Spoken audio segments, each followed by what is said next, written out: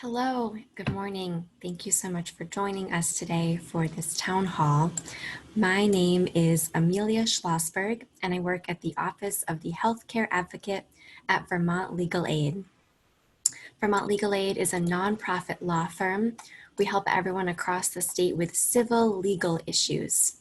Civil legal issues include things like housing, healthcare, disability law, and elder law. We've had a series of town halls, and the recordings are available on our website. Our website is a joint project with Legal Services Vermont, and the website is www.vtlawhelp.org. So thank you everyone so much for joining. Our town hall includes a guest, and you'll be able to ask questions of our guest. If you're joining us by Zoom, you can click on the Q&A button at the bottom of the screen, and you can type your questions into the Q&A. I'll read them out loud, and you'll also get a written response from our moderators here today. If you're joining us on Facebook Live, you can type your questions into the Facebook Live comment, and you can have your questions answered that way. You'll get, again, we'll read the question out loud, and you'll get a written response on Facebook. If you're joining us by calling, I know we have a couple folks that are listening in over the phone. We don't have a way for you to ask questions during the town hall, but you can always ask any confidential questions confidentially by calling our phone number, and that's 800-889-2047 to speak with an attorney or paralegal and get your questions answered. We also have a lot of answers and more information at, again, that website, vtlawhelp.org. So my guest today is Grace Pasden. Grace, thank you so much for joining us. Thanks, Amelia. As Amelia mentioned, my name is Grace Pasden. I am a staff attorney in the Montpelier office of Vermont Legal Aid, where I mostly focus on housing law, including helping homeowners save their homes, as well as some consumer law work. Great, thank you, Grace. And that's exactly what we're talking about today, helping homeowners stay housed and save their homes. So first I want to just understand a little bit more what happens normally, not during a pandemic, but normally when you are a homeowner and you have a mortgage and you get behind on your mortgage payments. Sure. So in the state of Vermont, even when there's not a pandemic, the only way that you can lose your home as a homeowner is if the bank takes you to court and goes through a process called foreclosure. And the bank cannot start a foreclosure case against you until you're at least 4 full monthly payments behind. And then typically that process, if you're living in that home and it's your primary residence, that process is going to take a minimum of 8 months before your home can be sold and you can be removed from the home. And during that time, you still have a lot of opportunities to try and work something out with the bank to get back in good standing. Got it. So losing your home if you're a homeowner with a mortgage is not a fast process and includes several legal steps, even in normal times, and it's quite slow. That's right.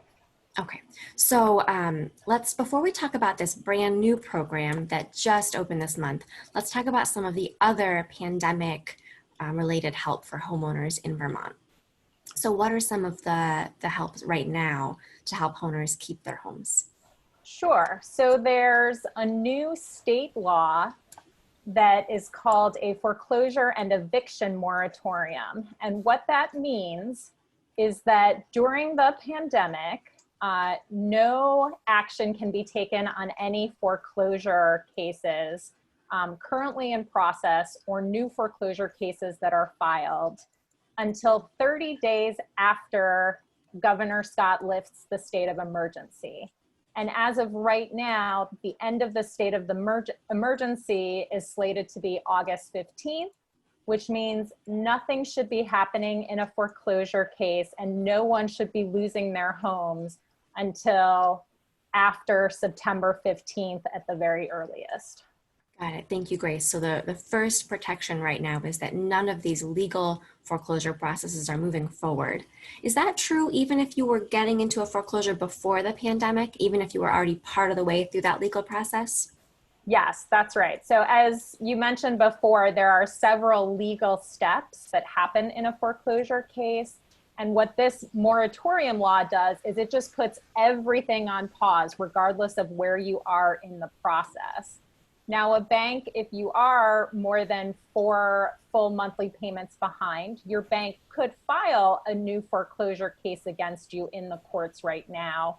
But that's the only thing they can do and the only action that can be taken. So they'll file the papers in court, and you won't even get served with that lawsuit until after the state of emergency has been lifted, and nothing will happen. You are not at risk of losing your home during this period.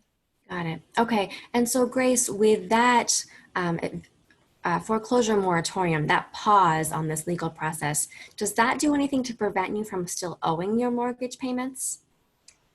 No. If Okay. you are behind on mortgage payments, you will continue to be behind and owe those payments regardless of the moratorium law. Okay. So is there any help that can help prevent or delay you from having to pay those mortgage payments during the pandemic?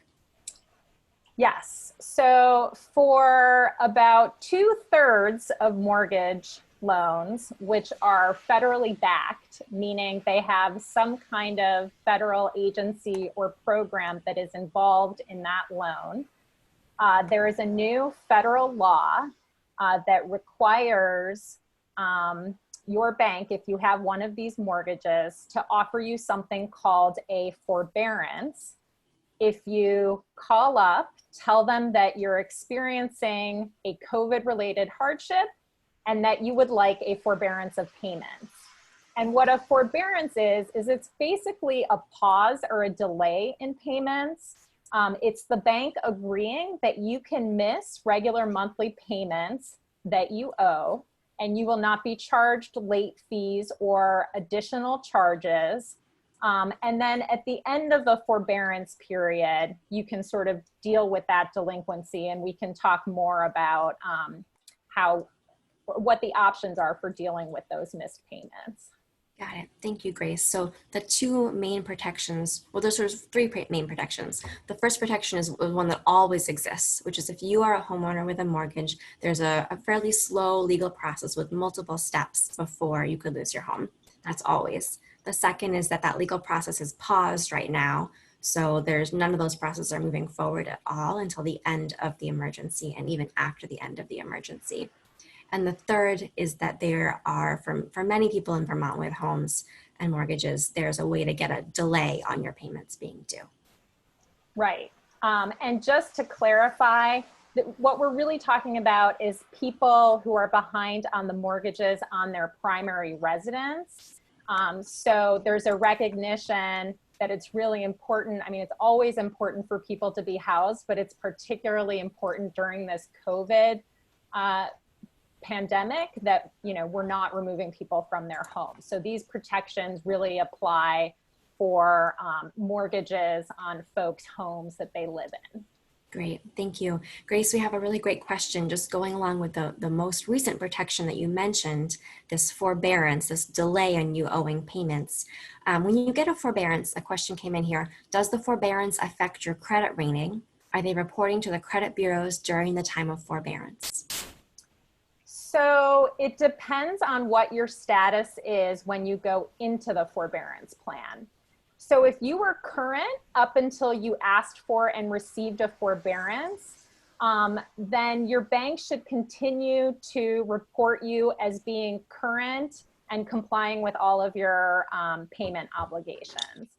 But if you were already behind on payments, you still qualify. If you have one of these federally backed mortgages, you still will qualify for the forbearance plan, but your bank can continue to report to the credit bureaus that you're behind on payments because you were prior to the COVID emergency. Great, thank you for clarifying, Grace. So it sounds like the forbearance won't make your credit worse, but it won't make your credit better either. And it's best to apply for and ask for that forbearance as soon as possible before you get behind. Right. Great, okay. So let's talk about this brand new program that just opened this month, the Vermont COVID Mortgage Assistance Program. So what just sort of in a nutshell, what's the general information everyone needs to know about this program? Sure. So there were some federal funds that came into the state of Vermont, and those funds have been set aside to help Vermont homeowners that are struggling with their payments, again, due to a COVID-related hardship. And Vermont Housing Finance Agency is the agency that's running the program for the state. And for those folks who meet the eligibility criteria, they can potentially receive up to 3 months of regular monthly mortgage payments made directly to the bank on their behalf. Great. Thank you, Grace. And you've mentioned this a couple times now, so I want to clarify. When you say a COVID-related hardship, can you give me some examples of what that might look like? Sure. So there has to be some kind of link between why you're behind on payments and the COVID pandemic. And that can be you've lost a job or you've lost some income because of the pandemic. It could be that you're having to stay home and care for children and are not able to work as much. It may even be that your expenses have increased because of the COVID emergency. For example, your regular child care provider is not available, so now you're having to pay higher child care expenses to make sure you can get your kids in care while you go off to work. And if that's making it difficult for you to meet your mortgage obligations, that would qualify as a COVID-related hardship. Perfect, thank you. And I remember from last week, the help for renters doesn't have any income limits on it.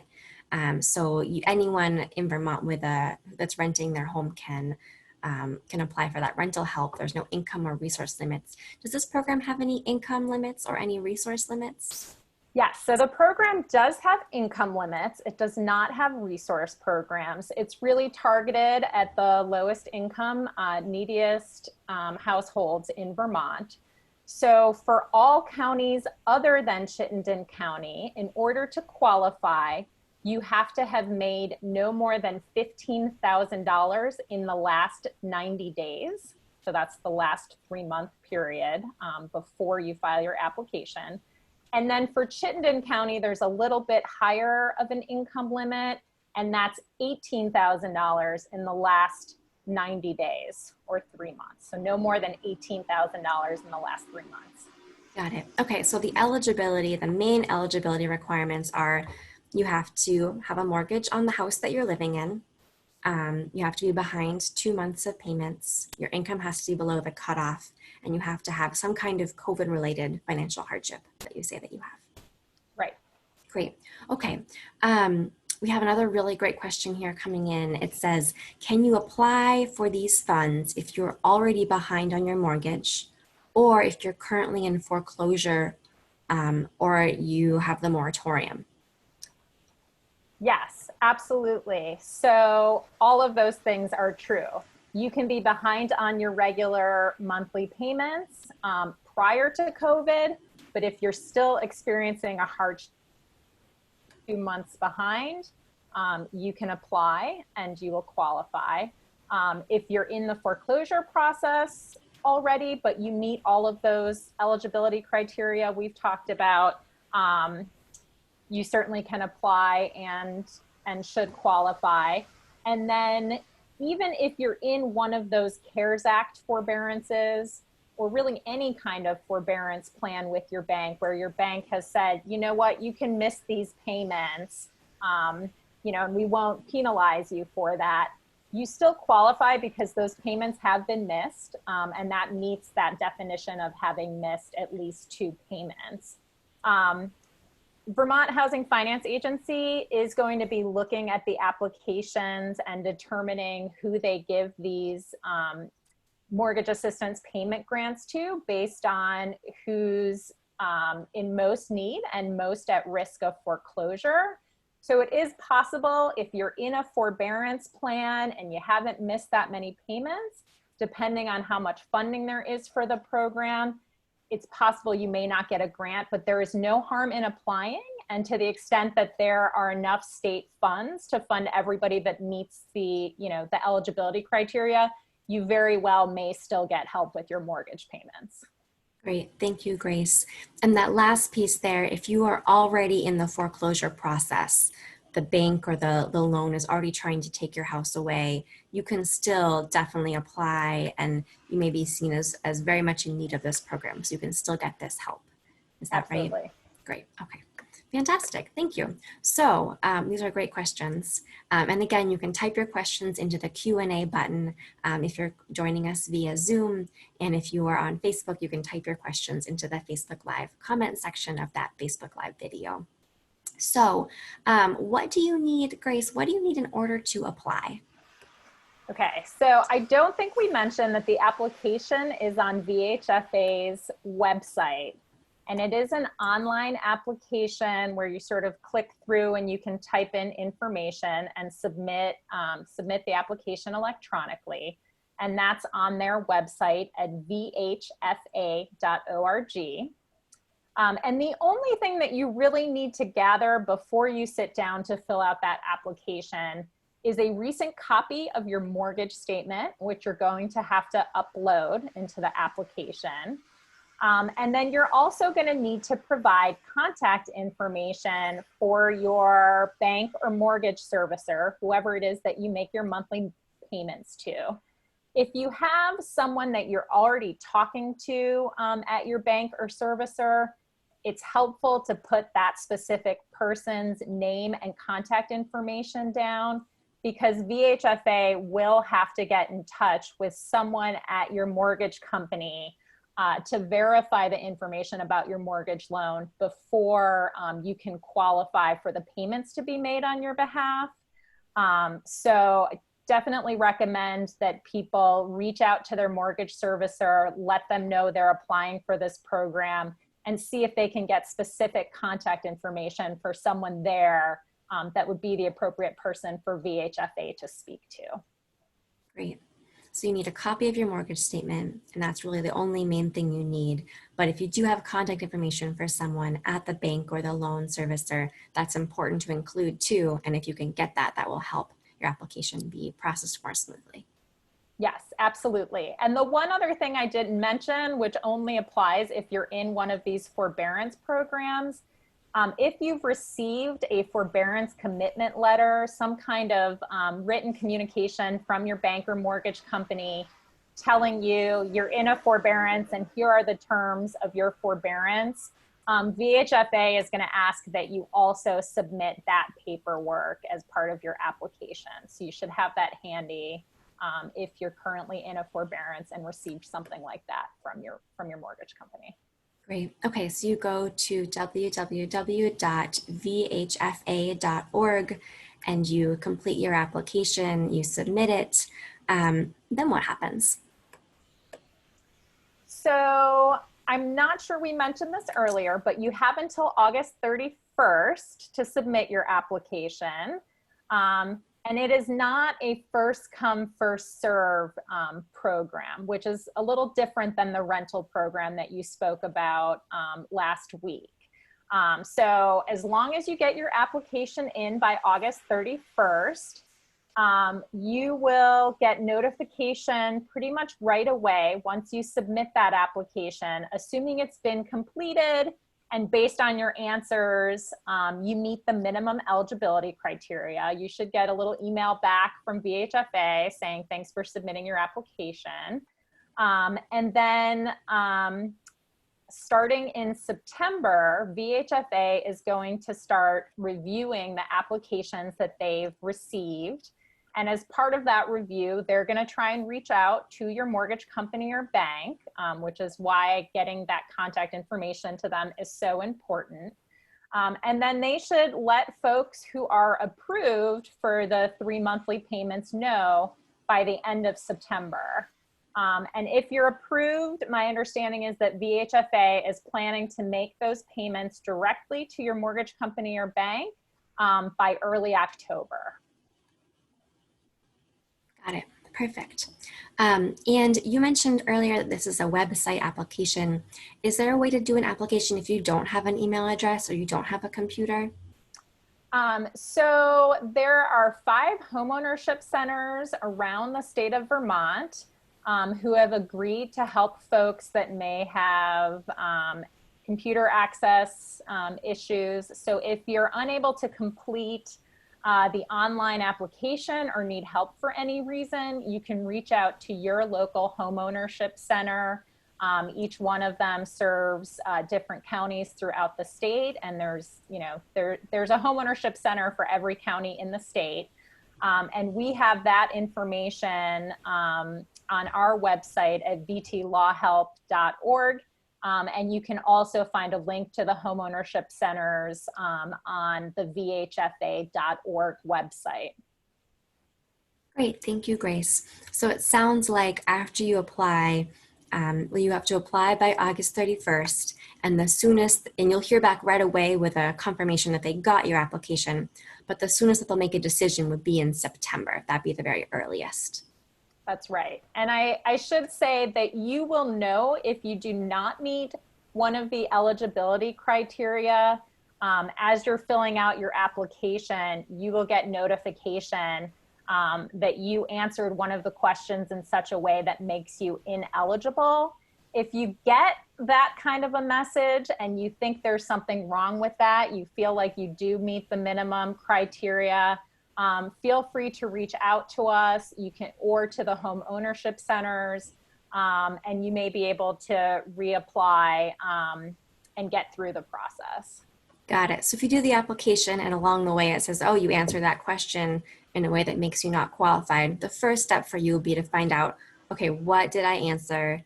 And is it correct? Did you put in that you're actually making more than $18,000 in the past 90 days? Did you put in that you don't actually have a mortgage? Did you put in something else? You checked some box or answered some question in a way that says you don't meet the minimum requirements. And so you'd find that out right away and you can get help. But you won't find out until later whether your application's been selected as one of the ones that will actually get the funding based on the VHFA's decisions on how much money they have and how they can use it to help as many people as possible. That's right. Great. Okay. So you mentioned if someone needs more help, they can get help from the Home Ownership Center, and there are 5 around the state. Is there any harm in applying if you aren't sure that you're going to be the one that needs this money the most, but you are still behind on your mortgage? Are you taking money away from someone that might be lower income or in more need? Absolutely not. Like we said, applications are open until August 31st. Lots of families are struggling now, and we really want as many homeowners in the state of Vermont to be able to stay in their homes, particularly during this really difficult time of the pandemic. So I encourage everyone who thinks they may meet the minimum the minimum eligibility criteria to apply. And there is even a possibility that if there's more demand than funding right now, that there will be more money coming into the state of Vermont from the federal government. And, if we see that there's lots of need that's not being met, it makes it more likely that the state will appropriate more funds to homeowners who need the help. So yes, please apply. If there's any take-home message today, it's if you meet those minimum eligibility criteria, please fill out the application on vhfa.org's website or contact your homeownership centers for help filling that out. Got it. Okay. Thank you so much, Grace. So we have a couple questions coming in here, and I think we can get to those. I also want to possibly give some more information about these forbearances and how you know if you can get a forbearance, because it sounds like we want as many applications as possible for this mortgage assistance program, but they may not be able to help everyone. So the forbearance will be an important part of that puzzle. So again, we'll get to some of these other questions that have come in that are fantastic, but how do you know if you can get, if your mortgage is federally backed, so you can get a federally backed mortgage forbearance? Sure. So there are basically a handful of federal programs that might own or guarantee your loan, and that's Fannie Mae, Freddie Mac, FHA, USDA, or VA, the Veterans Administration. And if any of those entities has anything to do with your loan, you're going to be eligible for one of these CARES Act forbearances. And, typically folks will know when they're applying for a mortgage that they're applying for an FHA, USDA, or VA loan. So most of those folks are already going to be aware that they have that type of loan. If you're not sure, you can check back and look at your original mortgage documents. There might be an FHA loan number on your paperwork, or if you look at your HUD-1 settlement statement, it should say whether it's one of these types of loans.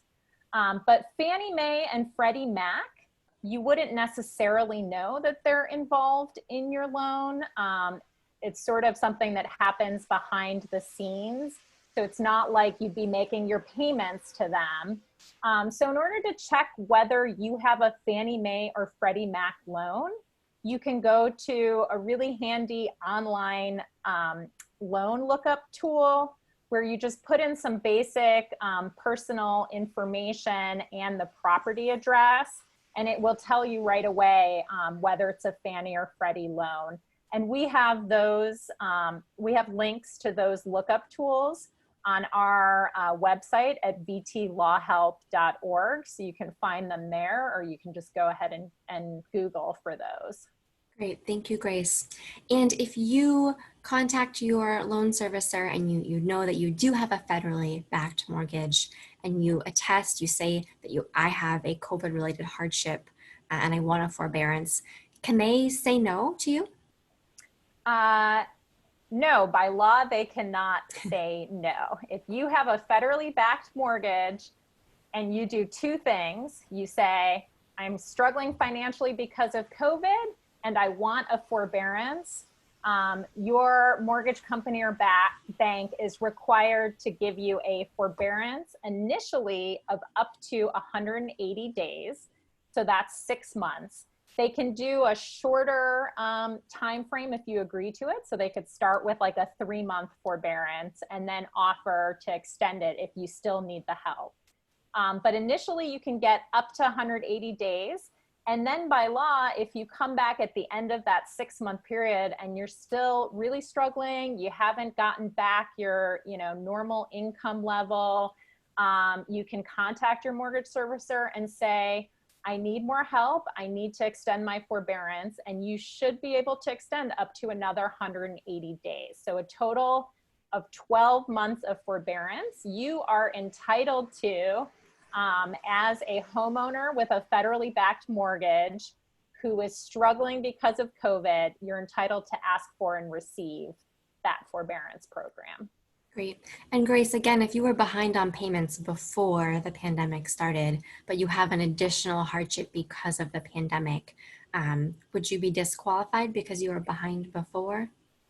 No, absolutely not. As long as you are currently experiencing a COVID-related financial hardship, whether or not you were already delinquent on your payments, whether or not you're already in the foreclosure process, you should still be entitled to one of these forbearances. And so that starting on the date that you get into the forbearance plan, you can delay payments for that set amount of time that you agree to with your servicer. Great, thank you, Grace. Now, when you get to the end of the 180 days, or the end of the 1 year long, if you have it extended, what happens when you get to the end of that forbearance? So for these federally backed mortgages, each of those various programs we talked about, Fannie Mae, Freddie Mac, FHA, et cetera, has their own guidance for how to help homeowners after the forbearance period. But nobody with one of these plans should be forced to pay those missed payments in a lump sum. It will really depend on what your circumstances are when you come to the end of the forbearance period. So for example, if you're back to work and you've now got enough income to support making your regular monthly payments again, what the mortgage company might do is tack those missed payments that were in forbearance onto the end of your loan. So you won't need to pay them until you get to the very end of your loan term. So if you had a 25-year or a 30-year long loan, now it's 25 years plus 6 months or 30 years plus that Right. amount of time. Okay. Right. Another option, again, depending on your financial situation, if you have enough income to do this, you might have that, the amount of those missed payments spread out over an extended repayment period. So oftentimes mortgage companies can go up to 2 years on a repayment plan. So you would then start making your regular monthly mortgage payment plus a little bit on top of it to pay off the payments that were in forbearance. But then, you know, if you're in a situation where you get to the end of your forbearance and you still just don't quite have the income, you know, to make your regular monthly mortgage payments, for each of these programs, they should be reviewing your situation for what's called a loan modification. And what that is it's a way to change the terms of your mortgage to make your payments more affordable. So what they would do is roll in any of those payments that you missed during the forbearance period into the total amount that you owe on your loan and rework the terms to make them more affordable. So they might, again, if you had a 25-year mortgage, they might extend your loan out to 30 years. So each of those payments ends up being a little bit less. If you have a little bit of a higher interest rate than what the current market rate is, and interest rates are pretty low right now, they might reduce the interest rate. So there should be a lot of options for folks when they get to the end of their forbearance period for dealing with those payments. And the key is to communicate with your mortgage company or bank and reach out at least like 30 days before your forbearance period ends so you can talk about what the options are and how you're going to deal with those missed payments at the end of the period. Great. Thank you, Grace. And we mentioned before that if you weren't behind before you got the forbearance, there wouldn't be any negative credit report unless you, again, were already behind beforehand. That's right. Okay, great. So let's see, I think we have some really great questions here about who can get the Vermont Mortgage Assistance Program that I want to get to before we talk more about moratoriums particularly. So there's a wonderful question here. One of our anonymous attendees says, if you are the owner of a multi-family building, can you apply if you live in that building? That is a good question. I believe, and we can get back to this person after we double check this information, but I think it has to be a 1 to 4 unit residential property. So the answer is probably that it depends, but if I recall correctly, I think it's got to be a relatively small rental property in order for it to qualify for this. But I think, you know, we'll want to double check that and get back with an answer just to make sure. So if that person does want to find out from Grace the real answer, you would give us a call at 800-889-2047. Just because you've typed in that you're anonymous, we don't have a way to have your contact information, which is fine. VHFA would be another place Great. To check because they're the ones that are running and administering the program. They could get you an answer pretty quickly.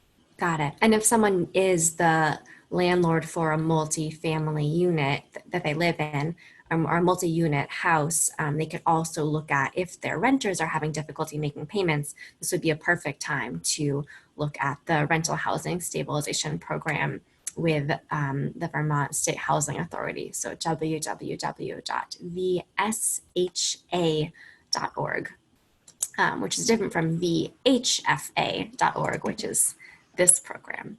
Wonderful. So another great question here. How many Vermonters do we think that this money will help, and how much money was granted for this program?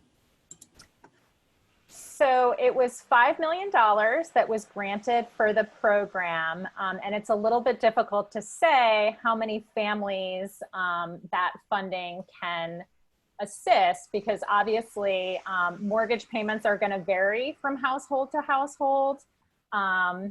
So it's hard to know the exact number, but it is important to know, as we talked about before, that we're hopeful there's going to be more funding appropriated down the road.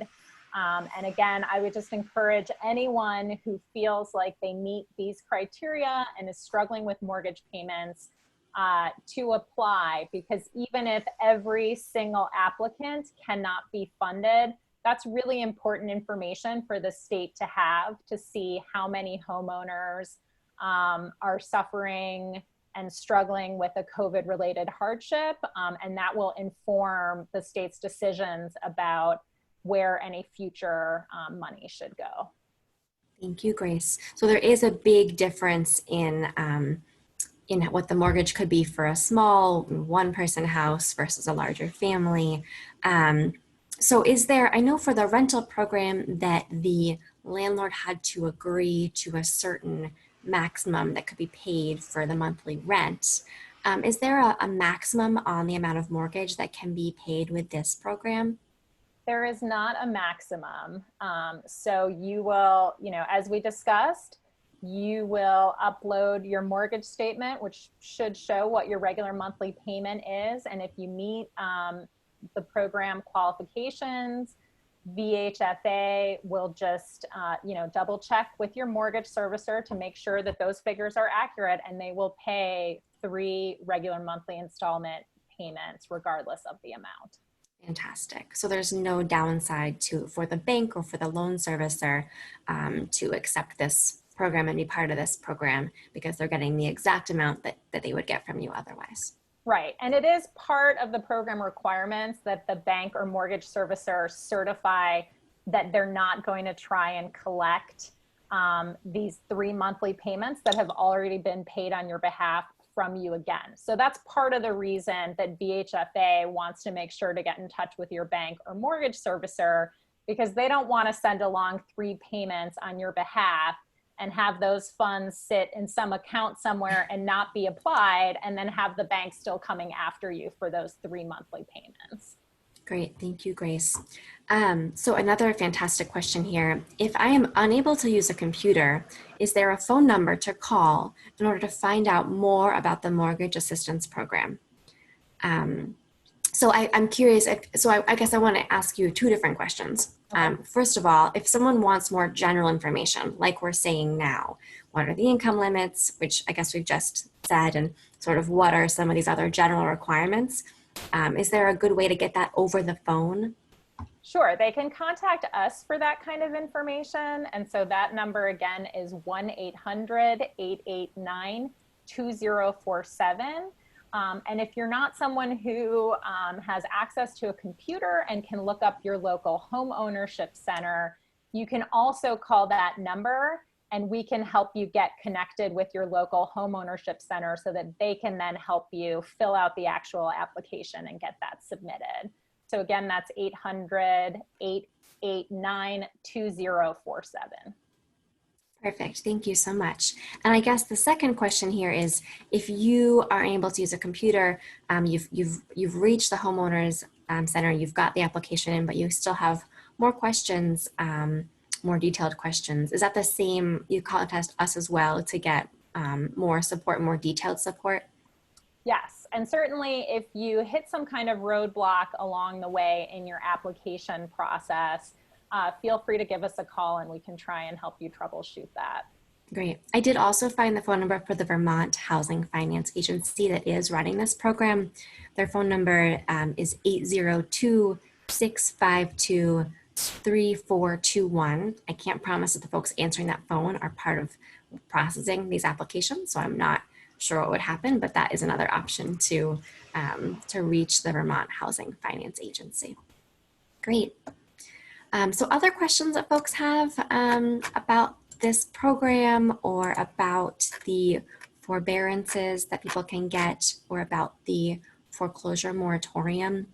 Actually, I have a question, Grace. We've talked quite a bit about the federally backed mortgages and how you are entitled to a forbearance with that program if you ask for it and you have a COVID-related hardship. What if you don't have a federally backed mortgage? Can you still ask for a forbearance? Yes. So if you have what we would call like a portfolio or a privately held mortgage, meaning, the bank that you send your payments to is probably the bank that owns your mortgage. There's no federal agency involved.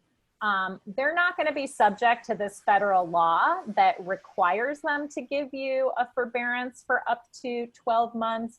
But many of the banks, credit unions, mortgage servicers across the country, they recognize as well that folks are struggling, and they've implemented their own forbearance programs. They might have shorter time frames. Some of them may just be 3-month-long forbearances. But it certainly does not hurt to ask. And I would encourage anyone, regardless of the type of mortgage that they have, if they're experiencing a COVID-related financial hardship for any reason and are having difficulty meeting their mortgage obligations, you should absolutely reach out to your mortgage company, your bank, your credit union, whoever you make those payments to. Tell them, the difficulty that you're having, and ask whether a forbearance is an option for you. The other thing I would just caution is, in that situation, it's again going to be really important that you communicate with your mortgage servicer before the end of the forbearance to find out what's going to happen with those missed payments. Because unlike the federally backed mortgages, with the private mortgages, they may not have to work with you in the same way. And there's a possibility that you might just owe that amount in a lump sum at the end. And you want to know that, ideally before you go into it, but at a minimum, before you get a bill that says, pay up 3 months worth of payments. Great. Thank you, Grace. So we have another fantastic question here. Can you please discuss assistance for applicants for whom English is not a first language? So what's some language assistance options for folks that need some translation help or interpretation help? Is there an application that's been translated for folks to access? That's a great question. My understanding is that the application itself has not been translated, but there are, I believe, in 5 of the commonly spoken languages in Vermont, there are translated information pages up on the vhfa.org website. And AALV has also agreed to help limited English proficient and new Americans with the application process. I don't have their number in front of me at the moment, but hopefully, Amelia, you can track that down and get that number to folks. Great. Okay, so the way to get some help with that would be contacting AALV as one of your options. AALV stands for Association of Africans Living in Vermont, but it's actually a project and a program, an organization that helps folks from many different backgrounds, so not just folks from Africa. So I will try to get that contact information there. I know that you can find it on our website. And the other thing I would mention is that we can also help folks who are limited English proficient get connected with AALV and also provide basic information about the program using phone interpreters. So folks can definitely give us a call if they're limited English proficient and have questions or want to get connected with some help to fill out the application. Perfect. And we do have, someone just gave us the number and I just confirmed it. So to reach AALV, the phone number is 802-985-3106. And in order to find those translated information on the VHFA website, the website would be www.vhfa.org/map/translated-materials. That would be the space to find that. Wonderful. Thank you so much. And I should note that Vermont Legal Aid does use telephonic interpreters when we're working with clients that need language assistance. So anyone reaching us would just ask for an interpreter and we would get one on the line. And our help, including our translation, is always free and confidential. So another great question here. should I try to get the mortgage assistance from VHFA before trying to get forbearance from my credit union? And the person says, this is not a federally backed mortgage.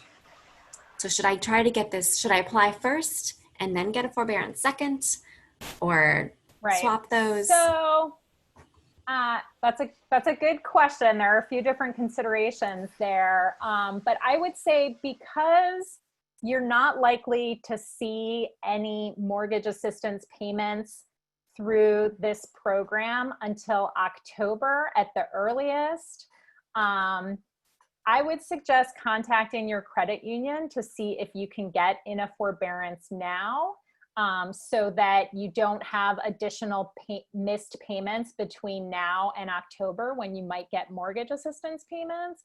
So I think, if you're really not able to keep up with payments, it makes a lot of sense to both get yourself in a forbearance and then at the same time apply for that mortgage assistance funding. And those funds, as we mentioned before, are not likely to come through and get paid to your credit union until October at the earliest. Got it. Okay, so because of the timing, it makes sense to apply for both, definitely, Right. and to ask for both. And let's see, any other questions that folks have about this help for homeowners in Vermont? I think we really want folks to spread the word. The other thing I guess I can think about is how it's important when you're behind on your mortgage payments to try and get every other program that you qualify for, not just housing programs, but really help make your budget be stretched as far as possible. So there's other help maybe with health insurance or healthcare bills, other help with food, or just the other kinds of programs folks can be getting. So I would recommend that folks look into those as well. Absolutely. And actually, that reminds me of something that I hadn't mentioned earlier, Amelia. So in the state of Vermont, we have something that used to be called the property tax adjustment, and it's recently been changed to the property tax credit. And what it is for income eligible households, the state will pay a certain portion of your property taxes based on your income and your level of need. And the way that folks get that assistance is by filing with their taxes a form called the Homestead Declaration and Property Tax Credit Form. Now, hopefully people are not freaking out because the July 15th deadline for filing taxes has passed, because for this particular form and this particular program, you have until October 15th to get the form in. If you do it after the tax filing deadline of July 15th, you pay a $15 penalty, but in the end, it could pay up to as much as $8,000 of your property taxes, depending on your income. So that's another way for folks who are struggling to make sure that they're getting every potential benefit to help make their mortgage payments affordable, because that's going to greatly, reduce the amount of the escrow payment that a homeowner has to pay for their property taxes if they get this property tax credit. So please fill out the Homestead Declaration and Property Tax Credit form and get that into the state. And that form can be found on the Vermont Department of Tax website. Great. Okay, so that form needs to be filed by October 15th, and it can get up to $8,000 worth of taxes paid for you, so you don't have to pay it. Right. Great, fantastic. We have another wonderful question here. So we know at Vermont Legal Aid and Legal Services Vermont that home ownership is something that folks in Vermont that are not white have really been kept out of for a number of systemic racist programs in the past. So the question here is, will the application or the process collect information about race and ethnicity so the state will know the demographic information of who is being served by the program? Yes, that's a great question. And VHFA as well as VSHA on the rental program side are both collecting extensive demographic data, including racial information and limited English proficiency, all of that type of demographic information, so that we can keep track of who has been helped by these programs for equity and inclusion work. Got it. So we know that the pandemic is kind of combining with racism to have an extra terrible impact on Black Vermonters, Indigenous Vermonters, and other Vermonters of color. And so knowing that this program is collecting those data will help the state know if they're actually reaching some of the populations that are the hardest hit by the pandemic because of racism in Vermont. Great. Absolutely. Great. Okay. So any other things we want to cover today? We've answered quite a few questions. This is fantastic. The webinar is being recorded, so you will be able to share the link and watch the recording again, or share it with someone else who wants to watch it. The recording will be on our website, again, which is a joint project with Legal Aid and Legal Services Vermont.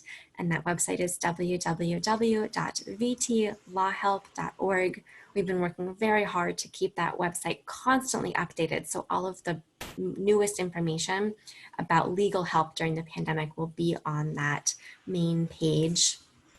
And again, I mentioned this before, but all of Vermont Legal Aid's help is free and confidential, and you are always welcome to check our website for information or give us a call for some legal help and legal advice. Let's see, any other things we want to cover today, Grace? Any last thoughts about help for homeowners right now that may be struggling? Just reach out. We know how hard it is for folks out there. Get in touch with us if you have questions. Please apply.